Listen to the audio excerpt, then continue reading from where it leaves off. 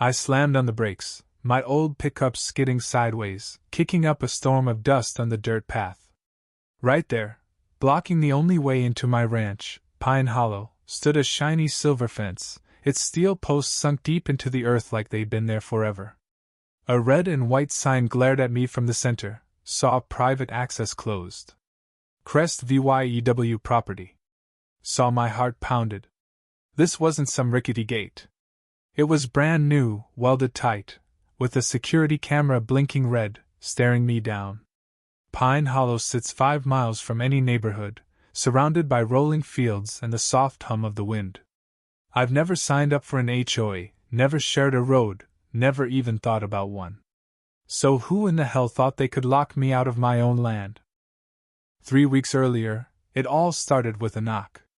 I was nursing a coffee on my porch when 3 sharp raps cut through the morning quiet and patient, like they meant business. Wiping my hands on my jeans, I stepped out to find a woman in her late 40s, dressed like she was headed to a corporate meeting, clutching a clipboard with a plastic badge pinned to her sweater. "Hi," she said, her smile too wide, too polished. "I'm Linda, president of the Crest VYEW Homeowners Association." I raised an eyebrow. Crest VYEW was 2 miles away, across the main road. What was she doing here? She shifted her weight and launched into her spiel. "We've been re-VYUing property borders, and it seems your access road crosses land under our HOA's jurisdiction." I stopped her cold. "No, it doesn't. This road's been mine since my grandpa bought this place 60 years ago. No easement, no shared use. It's private." Linda's smile didn't waver, but her eyes turned to steel. "We may need to discuss shared maintenance and possibly install a monitoring gate for compliance." I laughed, short and bitter. "You're out of your mind. You can't enforce rules on land you don't own." She handed me a letter, dated 3 days ago, claiming they'd sent multiple notices. I hadn't seen a single one. "We'll be in touch," she said, spinning on her heels. I figured it was a bluff, some busybody overstepping her bounds. I was dead wrong. The next week, I caught surveyors skulking along the edge of my property. "You boys lost?" I called, keeping my tone steady but firm. One looked nervous, muttering about work orders from the HOA to check border lines. They had no papers, no permission. "Trespassing's a crime in this state," I said, watching them scramble to their truck. A few days later, deep tire tracks gouged the dirt near my gate. I set up trail cams, but it was too late. By the time I got back from town, that silver fence was up, concrete posts, 2 signs, and that damn camera glaring at me. Furious, I called the sheriff. Deputy Mark, a buddy from way back, showed up at dusk, his jaw dropping when he saw the fence. "Who did this?" he asked, sweeping his flashlight over the metal. "Crest VYEW HOA," I spat. "And I'm not even a member." He shook his head. "This is way out of line, but it's a CIVYL matter. I'll file a report, but you might need a courtroom." That night I couldn't sleep. The thought of that camera watching my every move burned me up. I dug through county maps and land records until I found a freshly filed plat map, submitted a week ago, falsely claiming my road as part of Crest VYEW's expanded district. They were rewriting history. I drove to the HOA's office near midnight, my blood boiling. As I pulled up, a black SUV with tinted windows idled out front. The back window rolled down, revealing a man in a suit, his face half-shadowed. "You shouldn't be here," he said, his voice low and icy. "You work for Linda?" I shot back. "I work for the board," he replied. "And you're the one who fenced off my ranch." He didn't answer, just leaned forward slightly. "If I were you, I'd stay quiet. You have more to lose than you think." The window rolled up, and the SUV peeled into the night. My fist clenched, my pulse racing. This wasn't about property lines anymore. This was war. The next morning, I stood before the fence with the crowbar, every muscle itching to tear it down. But I stopped. They wanted me to lose it, to give them an excuse for vandalism charges or worse. Instead, I set up my own camera, pointed right at theirs, and called my attorney, Sam. He was a bulldog, the guy who'd handled my parents well when they left me Pine Hollow. "They've got no authority to fence your land," he said. "If they filed fake maps, that's fraud. I'll dig into the county filings and draft a cease and desist by tomorrow." But the HOA wasn't done. At the post office, trying to replace a lost P.O. box key, the clerk told me my mail was suspended for address clarification.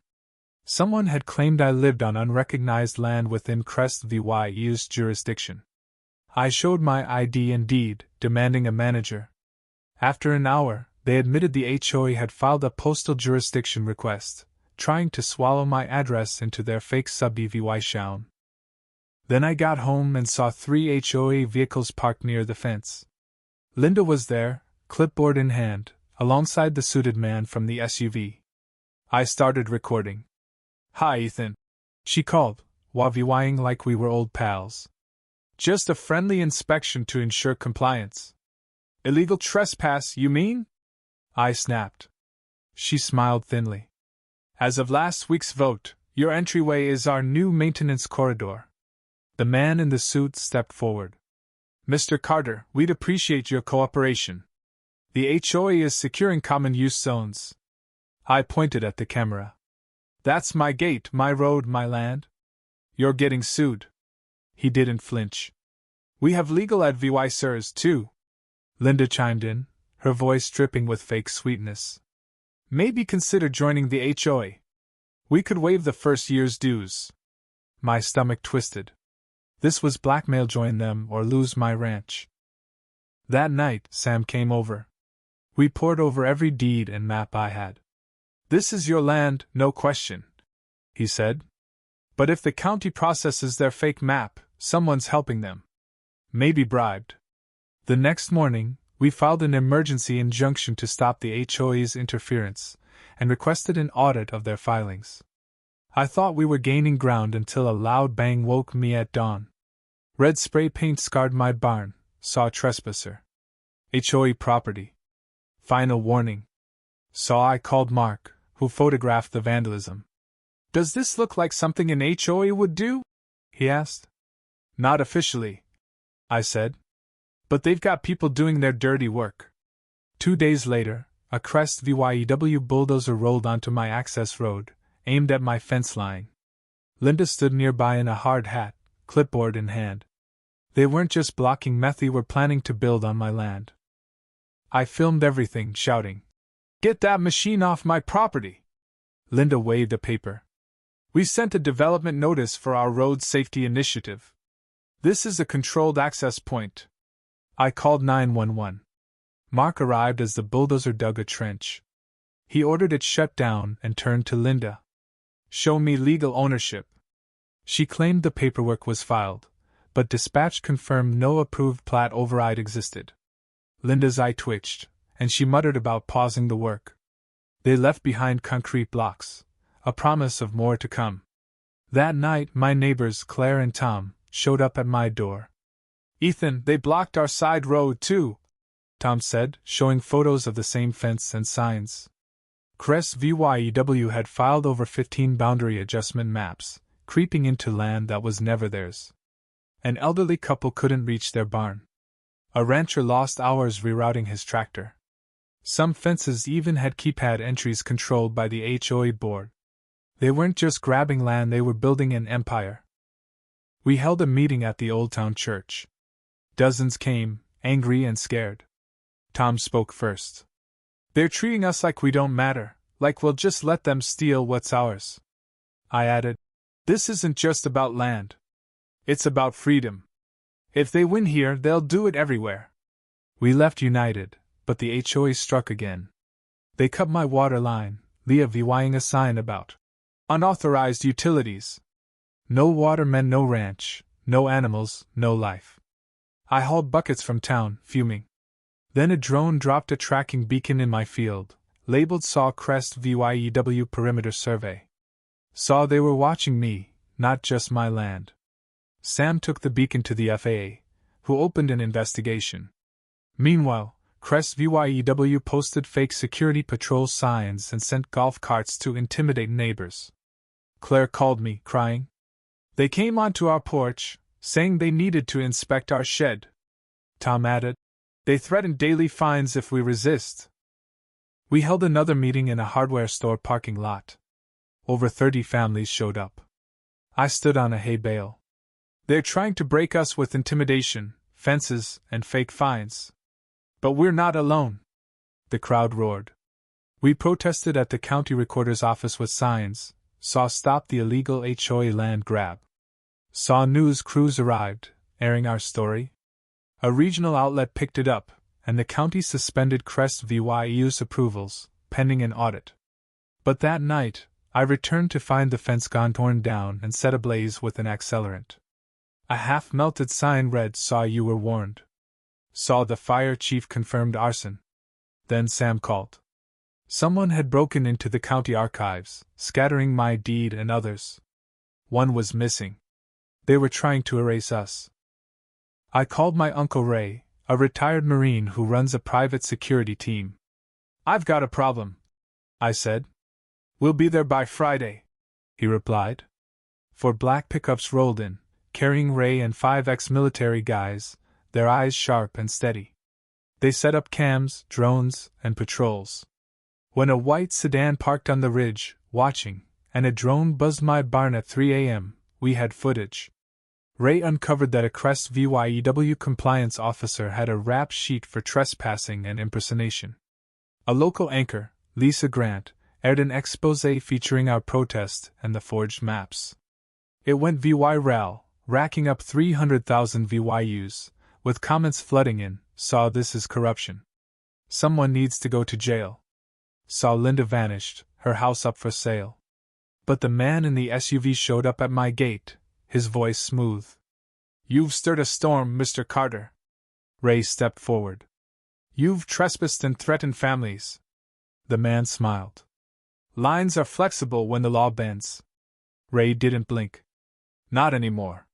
He walked away, and the attacks paused. Then Crest VYEW sued me, claiming I obstructed their development by refusing to join. The trial loomed, but they pulled one last trick. The county appraiser declared my land non-compliant, threatening commercial rezoning. Sam found ties between the appraiser and an HOA board member. Lisa's second exposé went national, linking Crest VYEW to similar scams across the state. Senators tweeted, and attorneys offered pro bono help. In court, Judge Helen Brooks tore through the HOA's lies, demanding proof they couldn't prove VYD. A whistleblower, a young county clerk, revealed texts pro-VYing the man in the SUV pressured him to forge maps. The courtroom froze as Judge Brooks ruled the HOA's claims void, their fence illegal, and ordered damages. She froze their zoning rights and called for an audit. The man in the SUV was cuffed for fraud and conspiracy. I walked out of that courthouse with my neighbors, my head high. Back at Pine Hollow, I rebuilt my fence not to keep folks out, but to mark what's mine. Claire and Tom got a new mailbox. Ray's team left me with top-notch security. We held a cookout, the fence party, grilling and laughing under the oak tree my mom planted. I raised my glass to neighbors who became fighters, to a ranch that stayed free. The cheers echoed across the hills, a promise we'd never let anyone steal our home again.